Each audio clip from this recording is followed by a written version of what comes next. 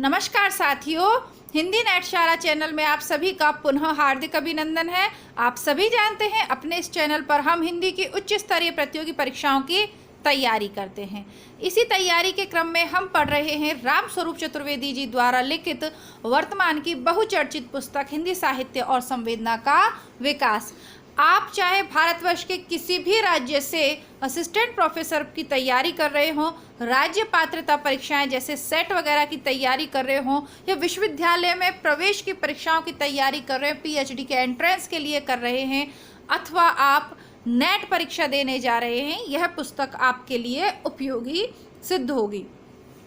Playlist से जब आप पुराने इसके वीडियोस देखेंगे, यह आज लगभग हम 10-12 वीडियो जिसके कर चुके हैं पूर्व में, तो जब इसे आप देखेंगे और जिस भी परीक्षा को आप देखेंगे उसके जब पुराने प्रश्न पत्र आप देखेंगे तो आप समझ पाएंगे कि कितने प्रश्न इस बुक से पूछे जा रहे हैं। जैसे कि इस बुक में सभी राइटर्स के बारे में, शुक्ल, हजारी प्रसाद, नामवर सिंह, जो भी हैं, जैसे आधुनिक काल के अंतर्गत फिर अन्य आलोचक आ गए, तो इन्होंने जो कुछ लिखा है कर उस सब का महत्वपूर्ण कथनों का संकलन भी इसमें है। साथ ही साथ राम स्वरूप चतुर्वेदी जी ने अपना नया दृष्टिकोण और अपना मत भी इस पुस्तक में प्रस्तुत किया है। तो एक जगह कुल मिलाकर हमें बहुत सारी उपयोगी विषय सामग्री इस पुस्तक के माध्यम से प्राप्त हो रही है।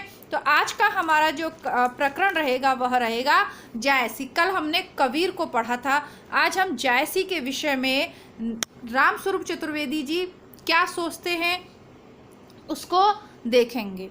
ठीक है, तो आज का प्रकरण रहेगा जायसी। जायसी के संदर्भ में चतुर्वेदी साहब लिखते हैं कि जायसी के संदर्भ में यह बात फिर उभर कर आती है कि कविता मात्र सांप्रदायिक नहीं होती। यह पंक्तियां किसकी हैं, आप लोग हाईलाइट कर लीजिएगा।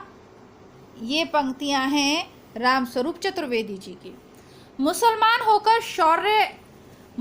होकर हिंदू शौर्य की गाथा दिल्ली के सुल्तान के विरुद्ध एक नाजुक प्रसंग है, पर जायसी पद्मावत के चित्रण में एकदम खरे उतरते हैं। यहाँ दोनों पक्षों का पूरा आदर और आत्मीयता से उल्लेख हुआ है। हिंदू तुरक दबो रन राजे, हिंदू तुरक दुबो रन गाजे। ये किसकी पंक्तियां हैं? ये जायसी की पंक्तियां भी पूछी गई हैं। ठीक है, आप अगर नेट के पुराने पेपर देखेंगे, थोड़े ज़्यादा पुराने पेपर यानी 1-2 साल से पहले वाले, तो उसमें ये पूछी हुई हैं। और अगर आत्मीयता कुछ कहीं अधिक है तो चित्तौड़ के साथ है, ना कि दिल्ली के, यानी सांप्रदायिक नहीं है, जाति का ध्यान नहीं रखा। भक्तिकालीन कवियों के मूल्यांकन में आचार्य शुक्ल की प्राथमिकताओं का क्रम एकदम स्पष्ट है। तुलसी उनके विवेचन के केंद्र में है। तो ये आपसे प्रश्न घुमाकर भी पूछा था। अभी देखिए, मैं ऐसे तो याद नहीं रहता है मुझे, लेकिन नेट के 2004 से लेके आपके कुछ ऑनलाइन वाले रह गए, वो भी जल्दी अपलोड कर दूंगी। परीक्षा सारे प्रश्न पत्र मैं करवा चुकी हूँ, तो आप उसको जब पढ़ेंगे ना तो आप देखेंगे कि ये है, पूछे जाते हैं ये। ठीक है, विवेचन के केंद्र में तुलसी है। रामचंद्र शुक्ल के विवेचन के केंद्र में कौन है? तुलसी। पर जायसी कुछ ही ऊने पड़ते हैं, यानी कुछ ही कम पड़ते हैं, जबकि सूर की तुलना में उन्हें गौरव अधिक मिलता है। अभी जो हाल ही आपका 18 जून 2024 को प्रश्न पूछा गया था आपसे कि शुक्ल ने किस पर अपना शोध कार्य करा है, तो यहाँ उसका उत्तर है। अभी स्पष्ट उत्तर आपको पिछले उसमें भी बताया था मैंने, यहाँ पे भी तुलसी, जायसी प्लस सूर हो गए ना, तीनों हो गए आपके। तो अब उनकी जो शोध कार्य है वो इन पे ज़्यादा, सबसे ज़्यादा महत्व तुलसी को दिया है, फिर जायसी पे दिया है, और नंबर 3 पर सूर्य अर्थात सूरदास है। तो ये उसका सही उत्तर है। कबीर में प्रतिभा की प्रखरता के तो वो कायल हैं, पर व्यंजना से भावुकता के नहीं। प्रतिभा उनमें बड़ी प्रखरती, इसमें संदेह नहीं।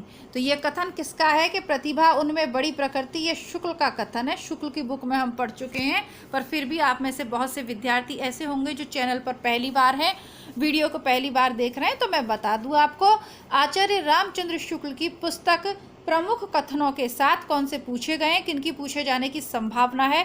मैं पूरी पुस्तक आपको प्लेलिस्ट में उपलब्ध करवा दी है। उसको हमारे साथ पढ़ने से लाभ यही रहेगा कि आप जो महत्वपूर्ण पंक्तियां हैं जो मैंने हाईलाइट करवाई हैं उनको अगर पढ़ेंगे तो आपके प्रश्न पत्र को सॉल्व करने में बहुत मदद मिलेगी। जैसे ये जो प्रतिभा उनमें बड़ी प्रखर थी, मैंने हाईलाइट भी करवाई है और पुराने पेपर में भी मिलेगी। हिंदी साहित्य के इतिहास में कबीर संबंधी विवेचन का यह अंतिम वाक्य है। शुक्ल जी ने जो कबीर के बारे में विवेचन किया है ना अपने इतिहास ग्रंथ में, उसमें उन्होंने अंतिम बात क्या लिखी है उस पैराग्राफ में कि प्रतिभा उनमें बड़ी प्रखर थी, इसमें संदेह नहीं।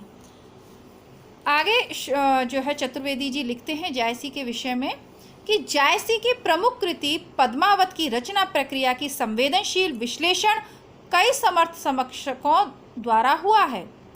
पुराणों में विशेषतः रामचंद्र शुक्ल और नयों में विजय देव नारायण शाही। जायसी पर शोध किसका है? पुराने समय में शुक्ल ने खूब लिखा, लेकिन नयों में विजय देव नारायण शाही का, आधुनिक काल में इनका एक शोध है जायसी के ऊपर। इस संदर्भ में जिस एक और कोण की ओर संकेत किया जा सकता है वह है पद्मावत के विधान में लोक और शिष्ट या अभिजात तत्वों का विलक्षण संयोग।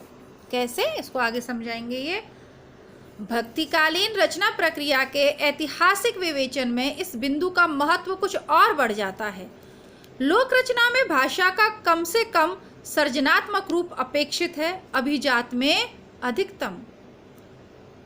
लोक रचना में भाषा का कम से कम सृजनात्मक रूप अपेक्षित है और अभिजात में अधिकतम, क्योंकि लोक में तो जितनी सरल भाषा आप रख पाओगे, उन्हीं के जो शब्द हैं उनको जितना ज़्यादा आप ले लोगे, नए शब्दों का प्रयोग वो लोक में ज़्यादा प्रचलित होगी, ज़्यादा लोगों के समझ में आएगी। यों काव्य भाषा की प्रयोग विधि में जहाँ पृथ्वीराज रासव और रामचरितमानस के बीच की रचना प्रक्रिया है जो इन तीनों रचनाओं के कालक्रम के अनुकूल है। प्रक्रिया है कि लोक जैसे लंबे लंबे वर्ण, पद्मावत का आरंभिक अंश और फिर एक अंश सृजनात्मक काव्य का जो पूरे प्रसंग को रचनात्मक दीप्ति से आलोकित कर देता है, पूर्व प्रभावी ढंग से। उदाहरण के लिए सिंगल द्वीप में अमराई का प्रसंग लिया जा सकता है। दो दोहों के बीच 7 अर्धलियों में कवि अमराई में बैठने वाले विविध पक्षियों का वर्णन करता है। तो आपकी पद्मावत की रचना में क्या है? दोहे हैं और दोहों के बीच कितनी अर्दली ली गई हैं? 7 अर्दली। 2 दोहो और फिर 7 अर्दली। कैसे? बसही पंखी बोलही बहु भाका, करही उलास देख के साखा। भोरे होते बोलही चूह चूही, बोलही पांडुक ए कही तू ही। और इस क्रम को पूरा करने के बाद अंत में कहता है, जावत पंखी जगत के भर बैठे अमराव, आपनी आपनी भाषा ले ही दे ही करना हूँ। इन सारे पक्षियों के ध्वनि वैविध्य को कवि एक बिंब में डालता है कि मानो वे सब अपनी अपनी भाषा में एक ही देव या परम तत्व का नाम जप कर रहे हैं। तो यानी केवल जो लोग कहते हैं ना कि वो और जायसी पद्मावत को बेफालतू फिजूल में लंबा कर दिया, पक्षियों के विवरण दिए हैं, पेड़ों के विवरण दिए, ऐसे ही नहीं दिए। गंभीर अर्थ है ना। मानुष प्रेम भय वैकुंठी, लोक से पारलौकिक आनंद मिल जाता है जायसी के पद्मावत में ढूंढने वालों को। किस प्रकार? जैसे यहाँ पर इस दोहे के अर्थ में देखिए, ऐसा आपनी अपनी भाषा ले ही दे कर नाम, अपनी अपनी भाषा में वो परम तत्व का नाम जप कर रहे हैं। इस बिंब में पहुंचकर जैसे समूचे पिछले समूचे वर्णन को एक निष्पत्ति मिल जाती हो और तब पिछले इतिवृत्त में भी कविता चुपके से परिव्याप्त हो जाती है। आचार्य शुक्ल की सजग दृष्टि कवि के रचना विधान को समझने में यहाँ चूक गई है। जायसी ग्रंथावली की भूमिका में उन्होंने अर्थात शुक्ल ने लिखा है कि जायसी के कथा प्रवाह में इस प्रकार के अनावश्यक विराम बहुत से हैं। बहुत स्थलों पर तो ऐसे विराम कुछ दिनों से चली आ रही उस भद्दी परंपरा वर्णन परंपरा का अनुसरण है जिसमें वस्तुओं के बहुत से नाम और भेद गिनाए जाते हैं। जैसे सिंगलदीप वर्णन खंड में फलों, फूलों और घोड़ों के नाम, रत्नसेन की विवाह और बादशाह की दावत में पकवानों और व्यंजनों की बड़ी लंबी सूची। कुछ इस पर स्थलों पर तो केवल विषयों की जानकारी के लिए ही अनावश्यक विवरण जोड़े गए हैं। ये शुक्ल लिखते हैं ना, ये शुक्ल का कथन है, ये स्वरूप चतुर्वेदी जी की बुक में जरूर है। कई बार ऐसा होता है कि आप राम स्वरूप चतुर्वेदी जी की बुक पढ़ी है आपने एग्जाम से पहले ही, अब प्रश्न पूछ लिया कि ये किस राइटर की है, तो आपको, क्योंकि आप तो चतुर्वेदी जी की बुक पढ़ के गए हो, तो आपने फट से लगा दिया कि चतुर्वेदी जी का है। ऐसा नहीं करना है। चतुर्वेदी जी की बुक ज़रूर है, पर मैंने आपको शुरू में ही कहा कि इस बुक में अन्य अन्य लेखकों की बहुत सी बातों को उद्धृत किया गया है एज इट इज़। ठीक है, आगे अपनी बात को स्पष्ट करने के लिए। बेटू उधर मुंह करके सो। तो यदि इस विधान को ध्यान से देखा जाए तो स्पष्ट होगा कि इस प्रकार वर्णनों की योजना वस्तुतः लोक परंपरा के आग्रह से है। गाकर सुनाई जाने वाली लोक गाथाओं में ऐसे वर्णन रखने के दो प्रयोजन समझ में आते हैं। एक तो इनसे लोक जीवन में विविध प्रकार के ज्ञान को प्रसारित किया जाता है और दूसरे कथा विधान में औत्सुक्य का संचार होता है, कुछ देर कहानी के प्रभाव को रोककर। पर जैसा पहले दिखलाया गया है, लोक परंपरा की दृष्टि से ऐसे अनावश्यक विराम नियोजित करके बाद में उनके इतिवृत्त को किसी सृजनात्मक अंश से रचनात्मक रूप में आलोकित किया जाता है। इस प्रक्रिया में क्रमशः अर्दालियों और दोहों की व्यवस्था बहुत बार इसी रूप में की गई है। रचना में लोक और शिष्ट विधानों के संगमन का यह बड़ा कुशल उदाहरण है। अब हम सब जानते कि पहले रचनाएं सब तो पढ़ते नहीं थे, एक से दूसरे से सुनी, याद कर लिया, उसमें से कुछ जो याद हो गया फिर दूसरे को सुनाई, तो इस तरीके से प्रचार प्रसार बहुत होता था। अब ये रचनाएं गा गा कर सुनाई जाती थी दरबार में भी, या जो अन्य लोग जो भी कलाकार की थे, जो भी सुनना चाहते थे, तो सरल उसमें चीज़ें दी जाती थी, ऐसे वर्णन दिए जाते थे जिससे कि लोग जो है उनसे जुड़ाव महसूस करें। आगे चतुर्वेदी जी लिखते हैं कि लोक परंपरा से जुड़ने की जायसी में कुछ अन्य वृत्तियां भी मिलती हैं। अवधि बोली के ठेठ रूप का प्रयोग आलोचकों ने इस क्रम में कई बार उल्लेखित किया है। जायसी में तुलसी की तरह तत्सम शब्दावली की मिलावट, आचार्य शुक्ल के शब्दों में मंजू, अमंद आदि की चाशनी नहीं है, पर संस्कृत शब्दावली से जायसी अपरिचित थे ऐसा नहीं जान पड़ता। तद्भवों के अतिरिक्त बहुत बार गोपी तन्हा, पृथ्वी जैसे अर्ध तत्सम शब्द उन्होंने स्वयं गढ़े हैं। तो जायसी ने कौन कौन से शब्द गढ़े हैं पद्मावत में? देखिए, गोपी तन्हा और पृथ्वी, ये उनके स्वयं के शब्द हैं।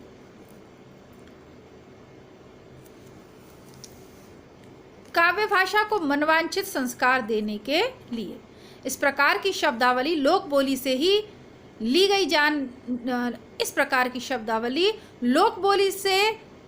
गई नहीं जान पड़ती, वरन लोक संस्कार के अनुसार स्वयं जायसी द्वारा रची जान पड़ती है। कबीर ने भी ऐसे शब्द बनाए थे संस्कृत के प्रति अवज्ञा प्रकट करने के लिए, लेकिन जायसी के यहाँ ऐसी शब्दावली लोकानुराग प्रकट करती है। वहाँ लोकानुराग की दृष्टि प्रबल नहीं थी, यहाँ संस्कृत के प्रति अवज्ञा की नहीं है। वहाँ अर्थात कबीर का काव्य जब हम पढ़ते हैं तो लोक अनुराग की कोई उन्हें परवाह नहीं है, दृष्टि प्रबल नहीं है, और यहाँ संस्कृत के प्रति अवज्ञा नहीं है। यानी कि शब्द उन्होंने लिए तो इसलिए नहीं लिए कि संस्कृत की अवज्ञा करनी है, नहीं, ऐसा उनके जायसी में ऐसा भावना नहीं है। जबकि कबीर तो संस्कृत को एक तरीके से कठिन भाषा मानते थे, या ये कहें तो उससे दूर ही रहते थे।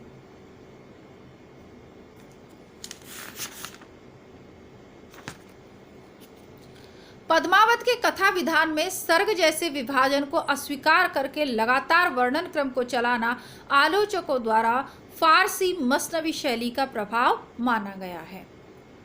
तो ये देखिए, ये थोड़ा सा आपका आज के इसमें तो कंप्लीट हो नहीं पाएगा, तो इस कक्षा को यहीं विराम देंगे, क्योंकि जायसी आपके 2 वीडियोस में कंप्लीट हो पाएगा। थोड़ा वर्णन है, थोड़ा विस्तार से वर्णन है, तो इसको पूरा करेंगे हम कल की कक्षा में।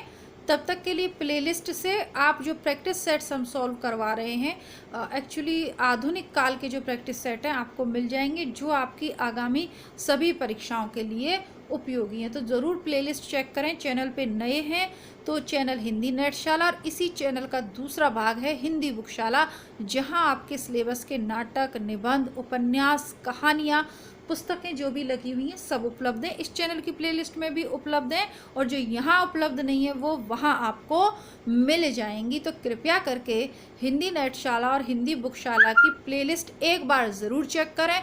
उसके बाद आपको अच्छा लगे तो पुनः उससे जुड़ें, ना अच्छा लगे तो ना जुड़ें, लेकिन चेक ज़रूर करें। मिलती हूँ आपसे पुनः आगामी वीडियो के साथ। तब तक के लिए नमस्कार, धन्यवाद।